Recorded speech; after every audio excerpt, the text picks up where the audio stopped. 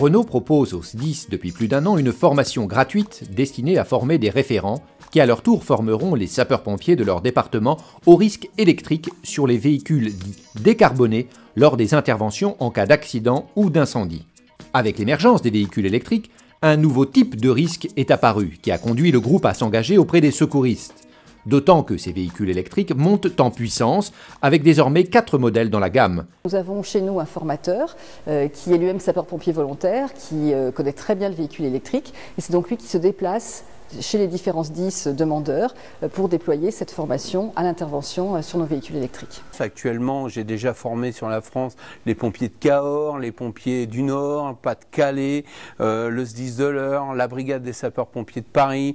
Tous ces pompiers-là forment des référents qui pourront après donner la bonne parole et former surtout tous les sapeurs-pompiers de leurs SDIS. Sur tout ce qui est véhicule Renault, vous retirez le négatif, vous coupez automatiquement le 400.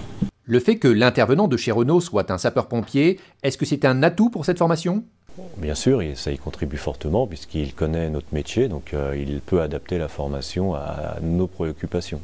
J'étais curieux au niveau des véhicules électriques de savoir les sécurités qui étaient liées à ce type de batterie ou ce véhicule électrique. Avec 400 volts et un courant continu de 300 ampères, on avait un risque assez gros. L'électrisation ou voire l'électrocution en particulier, quoi. Cette bonne parole, ces procédures que vous proposez, cela consiste en quoi dans les grandes lignes ? Alors ça consiste à reconnaître bien sûr un véhicule électrique, comment on aborde un véhicule électrique en cas d'accident et d'incendie et surtout comment on met en place une désincarcération et surtout comment on va éteindre ce véhicule en toute sécurité.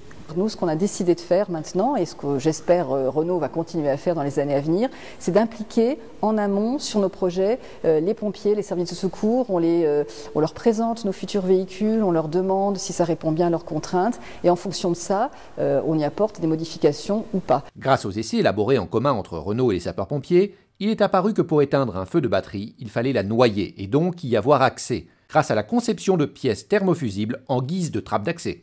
Nos ingénieurs, nos architectes n'avaient pas pensé à ça puisque ce n'est pas notre métier. Et ça, c'est vraiment l'intérêt en fait de cette collaboration, de cette coopération avec les pompiers, c'est de se faire partager les uns aux autres en fait chacun notre savoir-faire et notre savoir. Je pense qu'ils ont pensé aussi au niveau des interventions sapeurs-pompiers, qui n'ont pas pensé qu'au véhicule en lui-même. Et maintenant, après cette formation-là, j'ai vu que vraiment c'était sécurisé au maximum. Voilà, c'est ça l'intérêt pour nous de travailler aussi en collaboration avec la Fédération nationale des sapeurs-pompiers. Ça nous permet de toucher aussi d'autres SDIS en fait, tous les autres SDIS de France. On a déjà été invités par la Fédération à présenter pendant les commissions techniques l'avancement de nos travaux. Et maintenant, le maître mot, c'est le déploiement.